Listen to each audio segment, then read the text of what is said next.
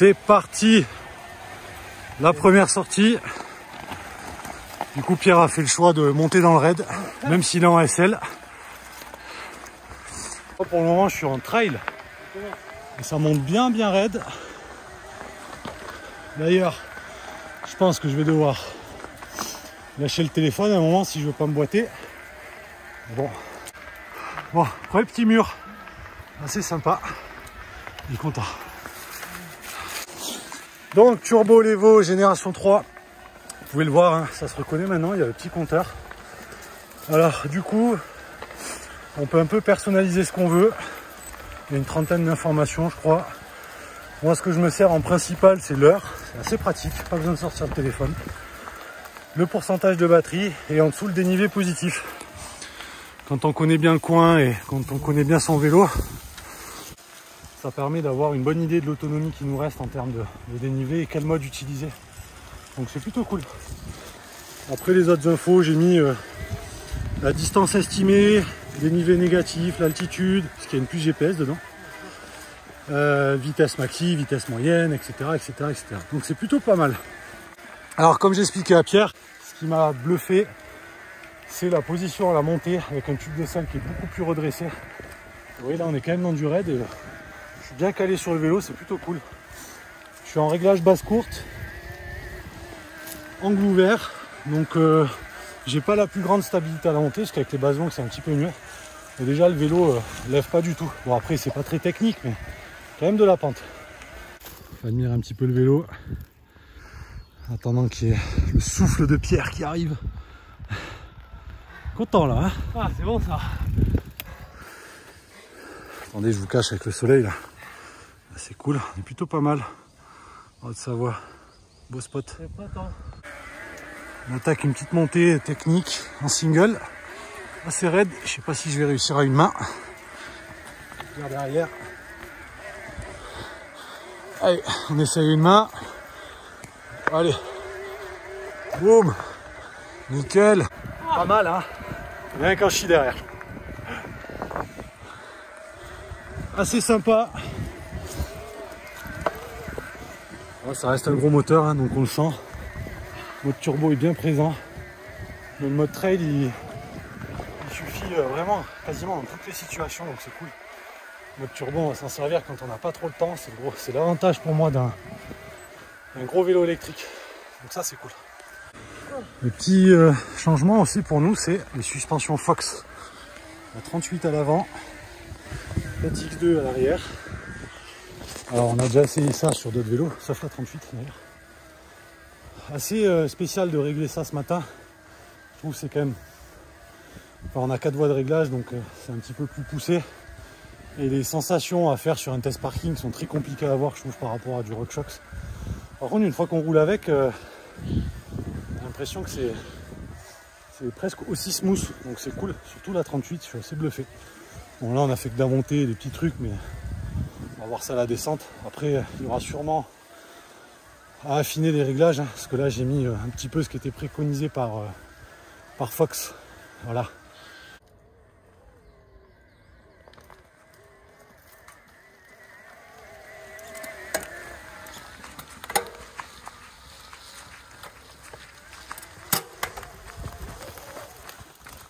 Oh. Ah, c'est chaud.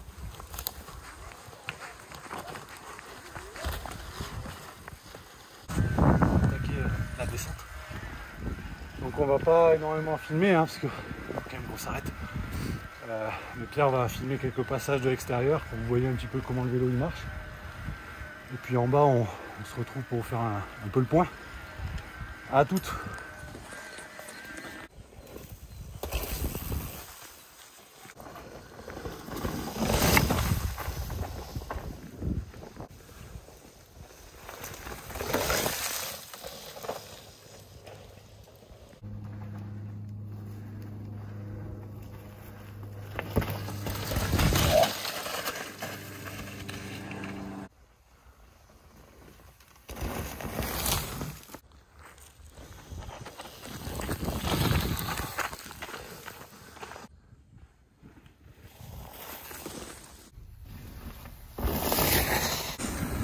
Descente terminé, enfin presque, avec cette petite pépite. Ah, c'est vraiment impressionnant.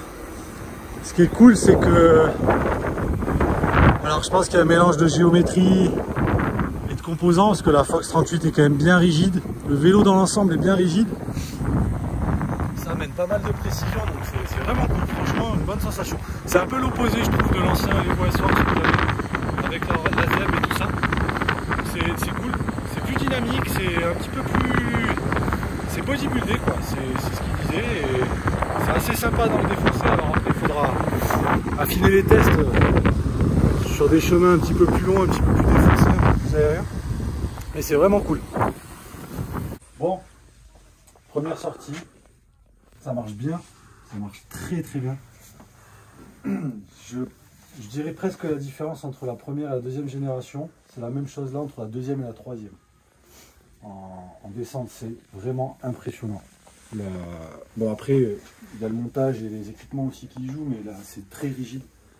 Mais c'est cool parce que ça apporte quand même pas mal de précision et du dynamisme, parce que le vélo est quand même lourd entre guillemets, hein, c'est 23 kg, ça reste léger pour un 700 Wh en taille S6 avec pédale, je précise. Donc ça c'est bien cool. Bien surpris par les suspensions. Bon, le X2R on connaissait, enfin le Slot X2 on connaissait, et c'est vraiment un canapé. La 38, je suis assez surpris du fonctionnement, c'est assez onctueux. Après on sent que c'est quand même rigide et qu'il faut rouler un petit peu plus par rapport à une RockShox, mais c'est un avis perso encore une fois. Mais on va continuer de rouler avec ça. Et sinon au niveau de la géométrie, on sent vraiment la différence. Premièrement à la montée, avec l'angle de selle, du tube de selle qui est plus droit, je trouve qu'on est mieux positionné, ça lève beaucoup moins, parce qu'il y a quand même de la puissance. Et en descente, l'arrière est bien plus collé, c'est plus dynamique, plus joueur. Et bon, après on a fait un petit run entre midi et deux, mais c'est quand même bien cool. Après, ce petit compteur c'est agréable. Alors moi, je n'utilise pas toutes les infos forcément, je pense que je vais même en enlever, parce que j'en ai pas besoin de toutes, mais au niveau du dénivelé et tout ça, là il nous donne 720 et sur mon Strava j'ai 711 ou 718, donc on est plutôt pas mal. Des petites informations d'altitude, là on est au magasin, dénivelé négatif, la range estimée, la vitesse max, la puissance moyenne entre le moteur avec le moteur et la personne dessus. Des petites durées en plus, mais c'est sympa d'avoir ce petit compteur, c'est très lisible, c'est vraiment pas mal. Donc voilà, nous on est assez contents. Ça va vous paraître bizarre, mais c'est vrai qu'à chaque fois qu'il y a un truc qui sort par spé, vous allez nous dire ouais, vous en dites tout le temps du bien, mais vous inquiétez pas, quand il y a un truc qui on estime ne va pas, on le dit. Et ben là honnêtement c'est un vélo de fou. S'il y a quelques années en arrière on m'aurait dit qu'il y aurait des vélos électriques avec cette Géo, je n'aurais pas cru. Et c'est juste du plaisir en fait. Voilà, c'est juste ça, c'est juste du plaisir. Donc bien cool. Et les Magura, ben, ça je vous en parle parce que moi j'étais un petit peu pro hop. Et là les Magura avec les leviers Bruni, c'est bluffant. Alors les hop restent bluffants, mais ça aussi c'est vraiment sympa. Pareil à tester dans d'autres conditions, plus défoncé, plus gras, plus sec, plus aérien. De toute façon on aura l'occasion de vous. Et puis voilà. Si vous avez des questions, n'hésitez pas à nous les poser. On essaiera d'y répondre. On ne pense pas avoir toutes les réponses, mais c'est tout le temps, enfin c'est que notre avis comme on vous dit à chaque fois. Et on espère que ça vous est utile. Allez, salut!